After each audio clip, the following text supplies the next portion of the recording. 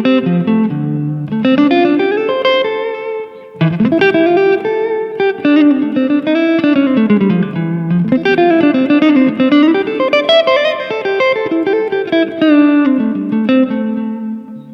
up, everybody? My name is Morten Färstrand, and in this guitar lesson I'm going to be talking on playing on chords versus playing scales. This may be confusing to many of you, but you may have heard jazz players particularly say that they don't play scales, they play on chords. So what does that mean? Does it play we're only playing chord notes? Of course it isn't. It means that you have as your framework of mapping out the neck, and you have chord notes. You have an awareness of where the chord notes are in any chord you're playing on. When you're practicing, obviously, when you're improvising and performing, you should know this stuff so well that you don't have to think about it. But when we practice and we kind of learn stuff and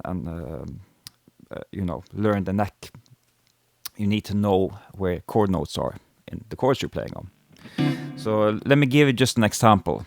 We're gonna get pretty deep in this lesson, so you may wanna, take notes or whatever, or you take pauses or check. I'll try to tab out. I don't really have a script now.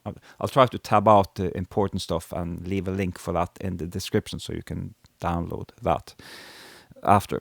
But so in the case of, for example, like a simple D minor 7 chord. You should know, playing on chord notes, meaning I know where the chord notes are in this, for this chord, and that would be these ones. Also, you need to know what these particular notes are in relation to the chords. We have the root, flat 3, 5th, flat 7, and then the root again. Flat 3, 5th, flat 7. So if you want to have the scale notes, because we're not going to play an improvised solo just playing chord notes, that's going to sound ridiculous. So scale notes you'll find in between the chord notes, obviously. So that's the thing, you need to know kind of where the scale notes are, but you always have your chord notes as a framework to relate everything to. So that's the regular D minor scale. So say I want to have a natural 6 on that scale. I need to know where that 6 is. In this case, this is the flat 6. Raise that to a natural 6, and you have. Same thing up here. Raise the flat 6 to a natural 6. So this is, you really need to know this stuff. I believe most jazz players anyway, they know this stuff pretty much inside out. So let's say take the close relative to D minor, F major 7. Many of the same notes, most of the same notes as the D minor 7 arpeggio. So also knowing what now these notes are related to F. So we now have the root, major 3rd, 5th, major 7, root, major 3rd, 5th. And if we want to sharpen the 4, which would be a normal thing to do on an F, we sharpen this one, which is now a 4th. Remember on D minor it was a 6, now it's a 4th, sharp 4.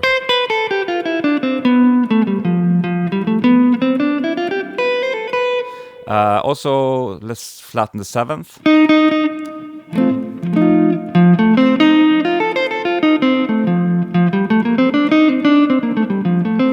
Again, everything is related to these chord notes.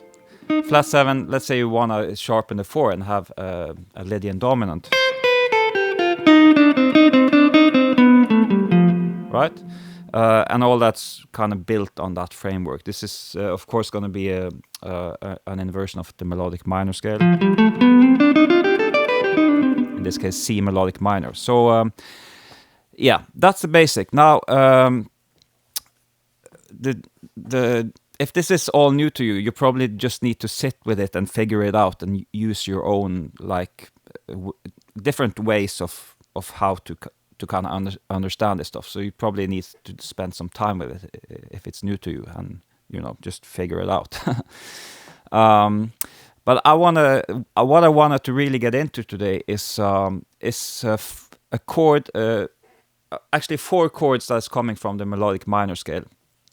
The same, we're gonna do like one arpeggio slash scale, and then see how that same set of notes can be 4 different chords. It can be more, but the 4 main ones, that's what we're gonna look at today. And the notes are these.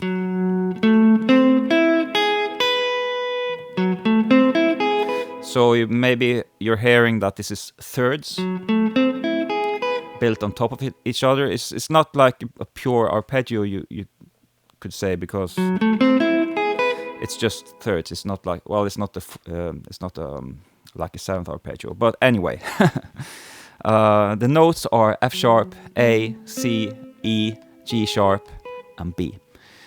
And the first chord slash scale slash arpeggio I'm gonna tell you that this can be is A minor.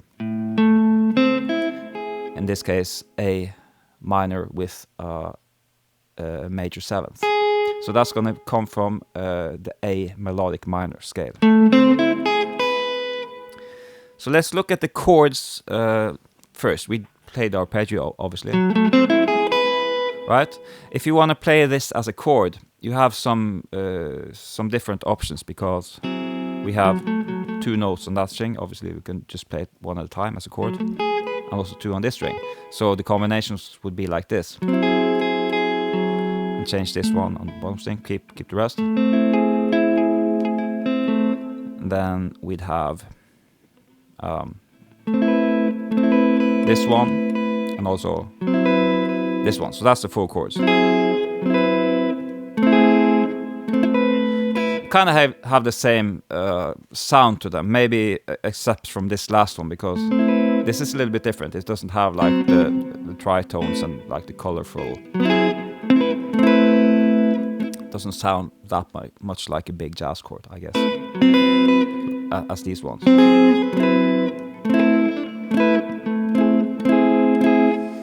All right, let's put a scale in there. We're just going to play the melodic minor scale. And let's put this on top as well.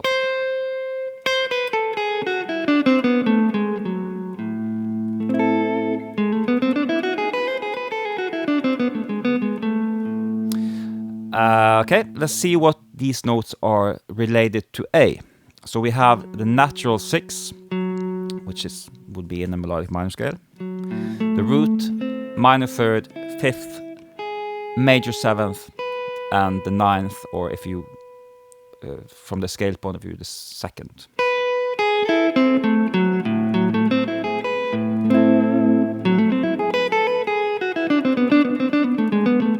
So now we have the scale, the arpeggio, and the chords. Second root I want to give this chord is D.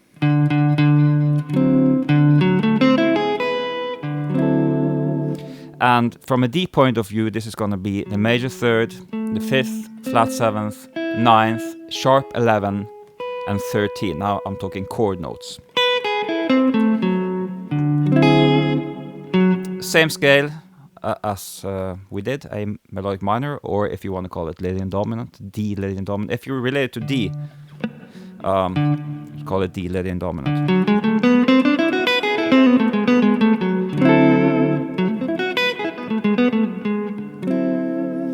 All right, moving on to F sharp. So if F sharp is the root, this is gonna be, let's spell it out. It's root, flat 3rd, flat 5th, flat 7th, natural 9, and 11th. So the chord symbol you'll see for this chord would be F sharp minor 7 flat 5. So all the rest wouldn't be on the chord symbol, but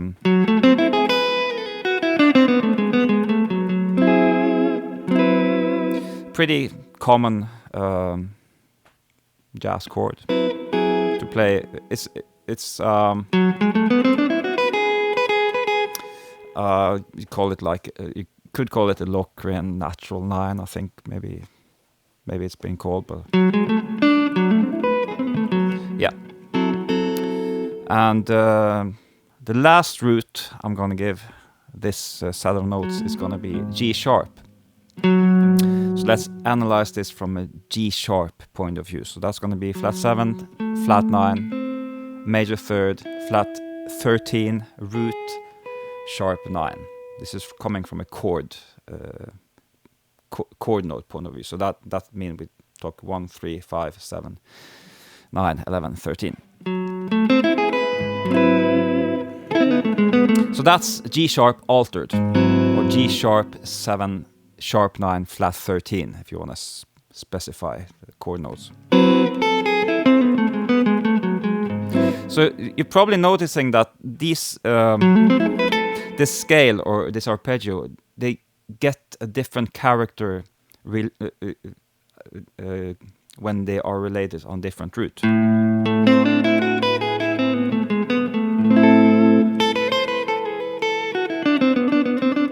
That sounds kind of different than, right? Yeah. So I don't know how you could describe the difference, but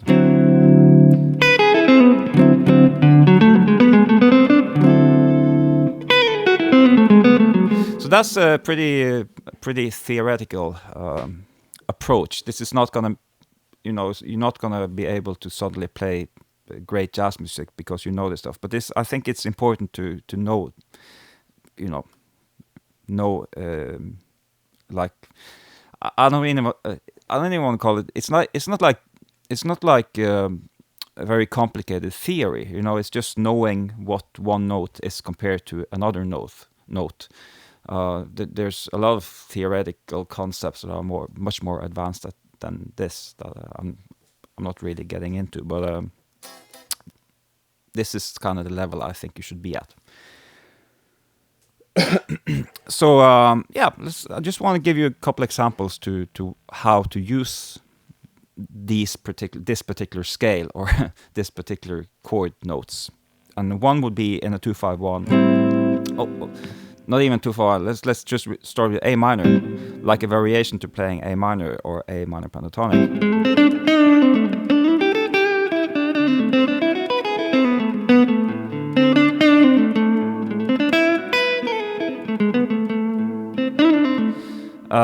If you have a 2-5-1 in key of G, you could play A minor to D.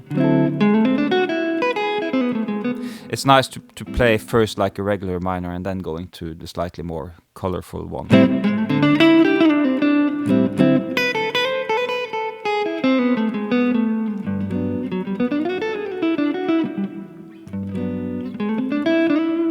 And yeah, if you have 2-5-1 in the key of E minor, starting on F sharp minor, 7 flat 5, to B altered to E minor. Nice thing that you can do is pretty cool is start with this one that we did, and then when you get to the B altered chord, you just move the whole thing up a minor third, and you get B altered, of course.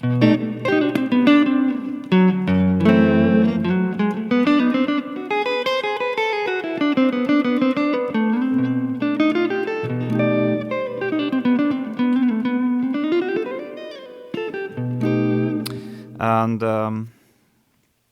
yeah, of course, the G sharp altered.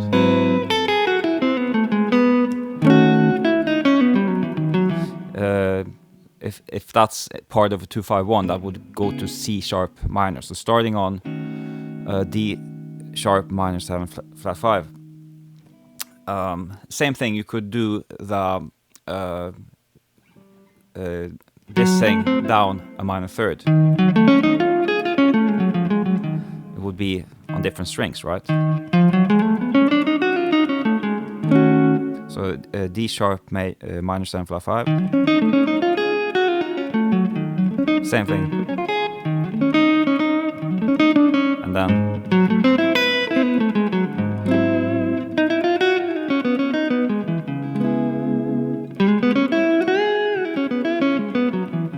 C sharp minor 7.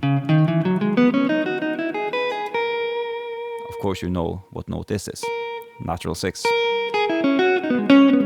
Need to know how they sound too, right?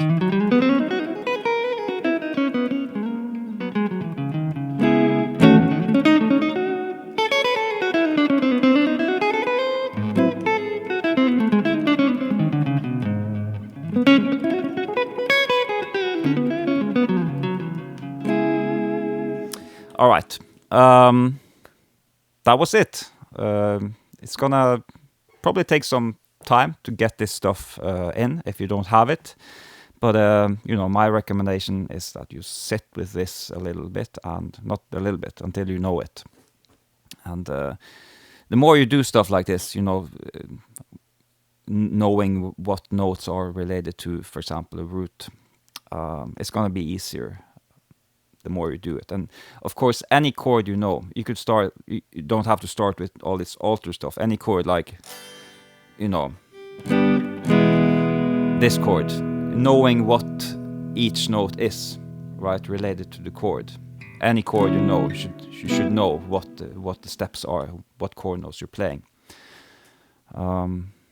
Yeah, start there. And yeah, that's it. Have a great day. See you soon. Bye bye.